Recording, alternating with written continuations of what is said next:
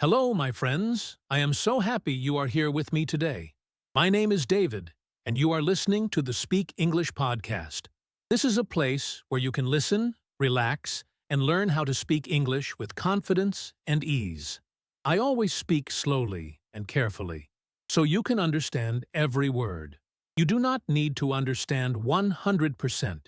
You only need to listen, enjoy, and allow your ears to get used to English sounds. Over time, your brain will start to connect the sounds with meaning naturally, like a child learning to talk. Today, we have a very special topic. It is called Learn English Fast Through Real-Life Stories and Practice. I love this because it is not about boring books or long lists of words. It is about real moments, real feelings, and real situations. When you connect English with life, it becomes part of you. You do not study it, you live it. That is why we use stories. Stories are easy to remember because they are full of pictures in your mind. If I say, a little boy plays with a red ball in the park, you can see that boy in your head. Maybe even hear the sound of the ball bouncing. Maybe hear the wind in the trees. Maybe see the smile on his face. You see, your brain is not just hearing words. It is building a scene. Maybe you have tried to learn English by memorizing lists. You sit at a desk, read a word, and try to remember it. 10 minutes later, you forget. Then you feel frustrated. You say to yourself, "Why can I not remember this?" The reason is simple. Isolated words have no life. They do not connect to anything important to you. That is why stories are different. In a story, a word is part of an action, part of a picture, part of a feeling. This is how you learned your first language as a child. You were in situations, you listened, and you repeated. I will be your guide on this journey. I will speak slowly, so you can hear every sound. I will use clear words, so you can connect them to images. And I will ask you to repeat after me. The more you repeat, the stronger your speaking will become. Do not worry about mistakes. Mistakes are not bad. They are signs that you are learning. Think of a baby who is learning to walk. The baby falls many times, but never says, I will stop. The baby keeps going until walking is easy. You can do the same with English. Today's theme will help you learn English faster because you will listen to real situations. Imagine you are at a bus stop. An old man stands next to you. It starts to rain. He opens an umbrella and smiles at you. In a story like that, you not only learn the word umbrella, you feel the moment, the kindness, the sound of rain. That is the difference between memorizing and living a language. When you hear the phrase again in the future, your mind will go back to that rainy moment in the story. And because you saw the picture in your head, you will remember the words without trying. Now, some people say, I will never be able to speak like a native speaker. They imagine that English must be perfect from the start, with no mistakes, no pauses, no confusion. But that is not true. You see, even native speakers pause, repeat, and correct themselves. The goal is not perfection. The goal is communication. If you can tell your story and the other person understands, you are winning. Think about the joy of ordering a coffee in English, or telling a short anecdote, or asking for help in a store and getting a clear answer. That is success. And the more you practice with real-life stories, the more natural your speaking will be. I want to tell you a small personal story to show you how this works. Many years ago, I was learning Spanish. I bought a thick grammar book. I sat in my room and tried to learn hundreds of words. At the end of each week, I felt tired, but not confident. Then one day, I met a man from Mexico who told me short, funny stories about his childhood. His stories were full of action and feeling. I started copying some of his phrases, pretending I was the character. It was fun, and I didn't feel the pressure to be perfect. Slowly, I noticed I could speak without thinking so hard. That was the moment I understood. Language lives in stories. You experience it, not study it in isolation. So in this episode, I will be speaking to you as if we are two friends sharing moments together. I will not rush. I want you to hear how English flows when it is calm and clear. This way, you will internalize the rhythm, just like a favorite song whose melody stays in your head. You don't force it. It simply becomes part of you. I want you to imagine you are walking through a small town with me. We see people. We hear sounds. We smell fresh bread from the bakery. I point to something and tell you its name. You repeat it. Soon, you hear the town's life in English. You no longer translate. You understand. That is the magic of listening to real-life stories. They give you both the word and its place in life. And that is how you learn fast and remember long. Now, I say to you, relax, enjoy, and trust the process. You are here, right now, listening and understanding more than you think. This is the beginning of a new way to connect with English, through moments, feelings, and real living. If you are ready to make English a natural part of your daily life, listen to this part again tomorrow. Let the pictures form in your mind. Repeat the sentences in a clear voice. Then, tell one small, real-life moment in English out loud. The more you do this, the faster your English will grow. Many people tell me, David, I think I am just bad at languages. They look down, almost embarrassed, as if learning English is a talent you are born with, like being able to paint or play the guitar.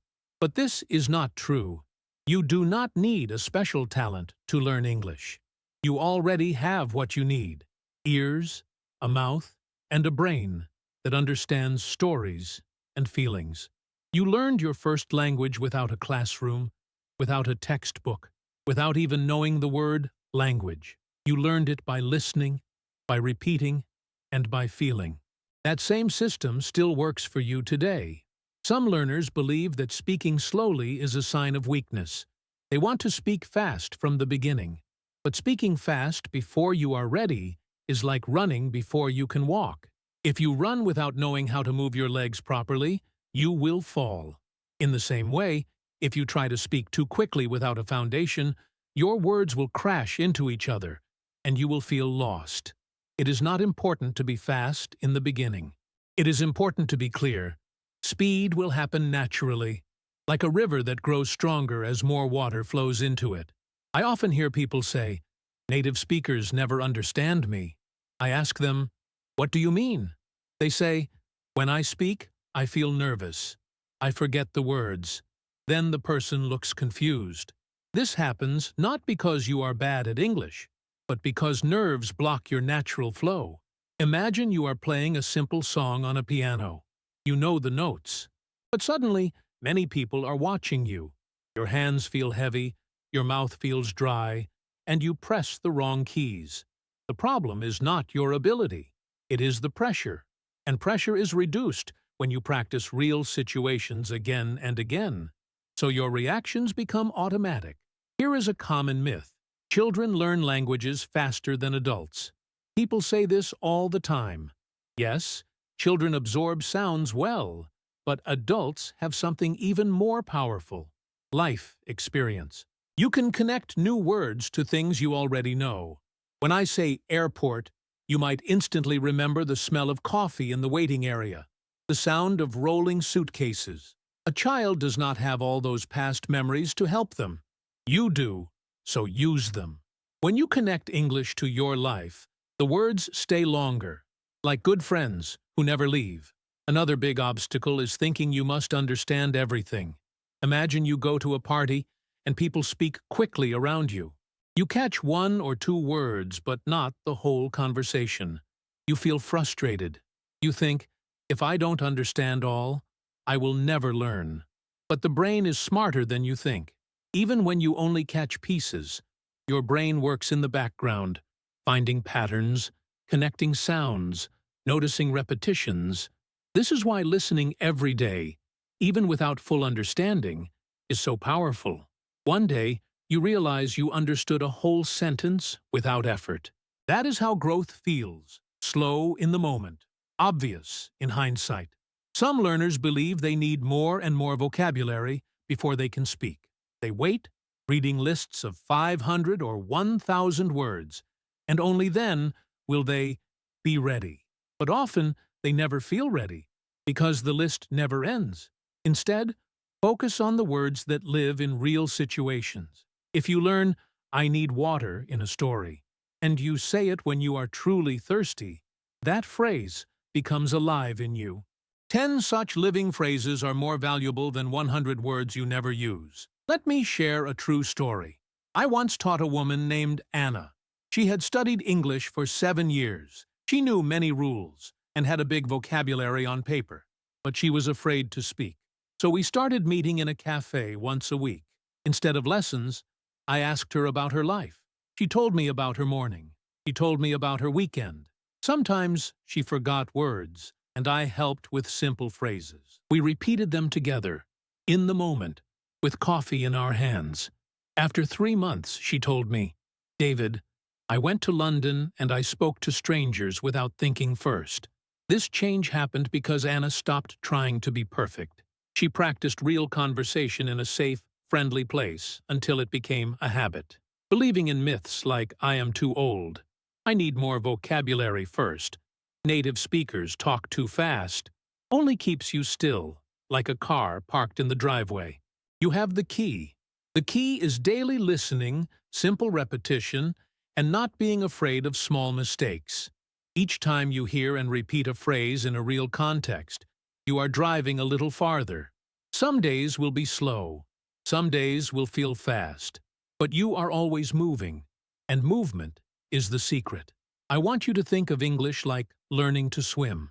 At first, you might stand in shallow water, nervous. You feel the small waves. You take slow steps. Then one day, you float. You did not magically become a swimmer in 1 second. You got comfortable with the water. Real-life stories are the water for your English. At first, they feel new, but over time, they feel like home. And when you feel at home in the language, you stop thinking about every single move you make. You simply swim. Right now, think about one myth you believe about learning English. Maybe it is about age, speed, or memory. Say it out loud in your language. Then, in English, say, "This is not true.